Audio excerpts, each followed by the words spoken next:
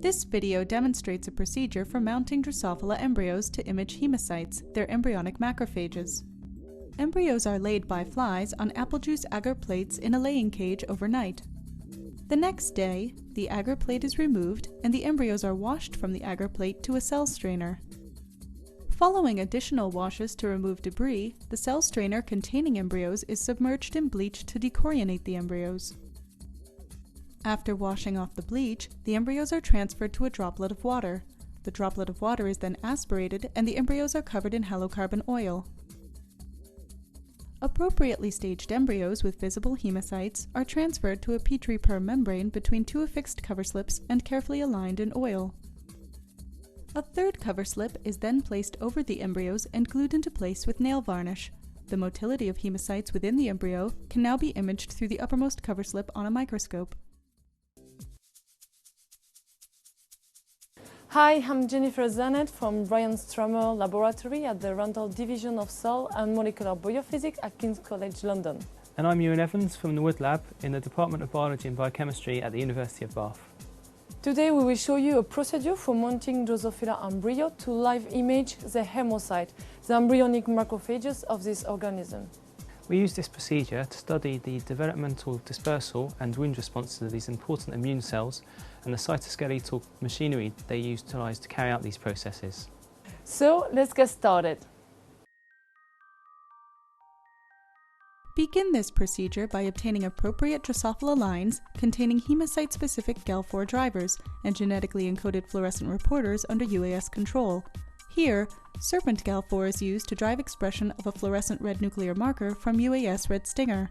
For a discussion of the range of recommended GAL4 drivers and UAS constructs, please see the accompanying written protocol. Place 20 Drosophila of each sex in a laying cage. The laying cage is comprised of a 55 ml apple juice agar plate fitted to the bottom of a plastic tube, with gauze covering the other end to allow airflow. Alternatively, a simple plastic beaker can be used with holes perforating the base. Allow the flies to acclimatize to the laying cage for at least 2 days. After the flies have acclimatized, change to a new pre-warmed apple juice agar plate and allow the flies to lay overnight at 25 degrees Celsius. For information regarding the collection of more discreetly staged embryos, please see the accompanying written protocol. Once the flies have incubated for the appropriate amount of time for laying, use a wash bottle to apply approximately 3 ml of water to the plate. Then, using a soft-tipped paintbrush, dislodge embryos from the apple juice agar plate. Dislodged embryos can be easily seen with the naked eye. Holding a cell strainer over a beaker, pour the water from the apple juice agar plate into the cell strainer to collect the embryos. Then, add more water to the apple juice agar plate. Repeat the straining process until the desired number of embryos has been collected. Next, using a wash bottle, wash the embryos in the cell strainer using approximately 10 ml of water.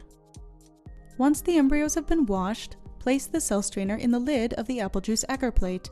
Add neat bleach, enough to suspend embryos in the cell strainer to decorionate the embryos. Transfer the cell strainer and petri dish lid to a dissection microscope to follow the decorionation of the embryos under bright field illumination. Decorionation is complete when the dorsal appendages have dissolved, which should occur within 2 minutes. After decorionation is complete, remove the cell strainer containing the embryos from the bleach. Again holding the strainer over a beaker, use a wash bottle to gently but thoroughly wash off residual bleach. Apply blue-colored laboratory tissues to the underside of the cell strainer to blot off the remaining water.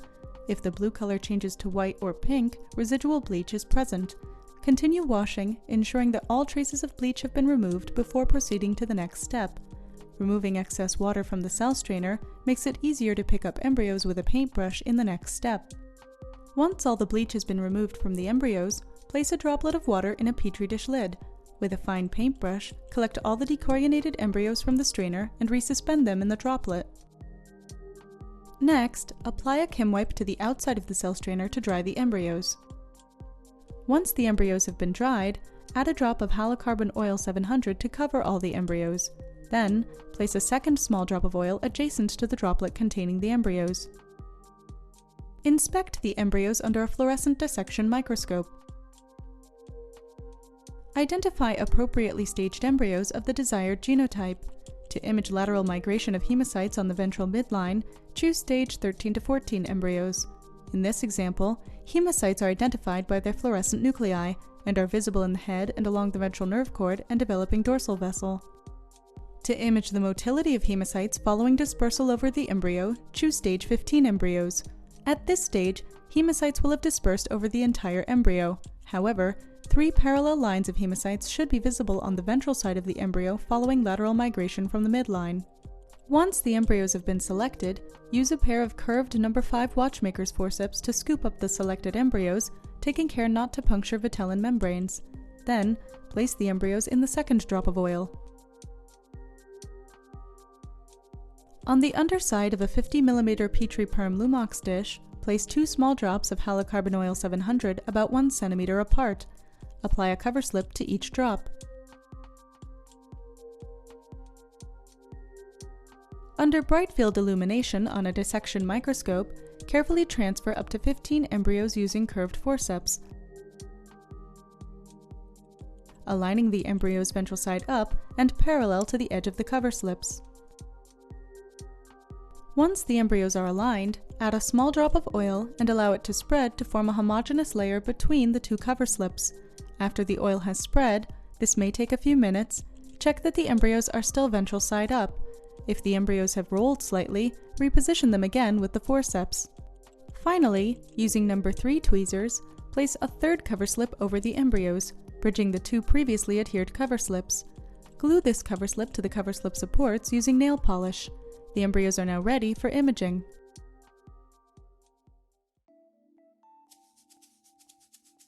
This SRP-Gal4 UAS red stinger embryo was mounted ventral side up, and time-lapse images were acquired on a Leica M205 fluorescent dissection microscope. Hemocytes are visualized by their red-labeled nuclei. The movie begins at stage 12 to 13 of development, when the hemocytes leave the head and migrate down the ventral midline. After about 1 hour, hemocytes begin migrating off the midline to disperse to lateral positions along the ventral surface.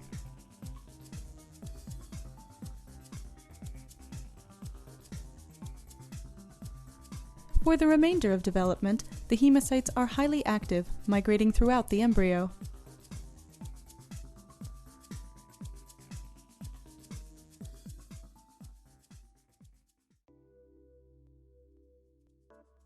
We have just shown you how to mount Drosophila embryo to follow the movement of the hemocyte live in vivo. When doing this procedure, it's important to handle the embryos carefully, especially on the Petri Perm dish, to avoid damaging either. Once the embryos are in oil, they're relatively resistant to dehydration, but care should be taken not to bleach the embryos for too long when removing the chorion. Lastly, by mounting several embryos, you will give yourself the best possible chance to obtain an embryo in the perfect orientation for live imaging. So that's it. Thanks for watching and good luck with your experiments.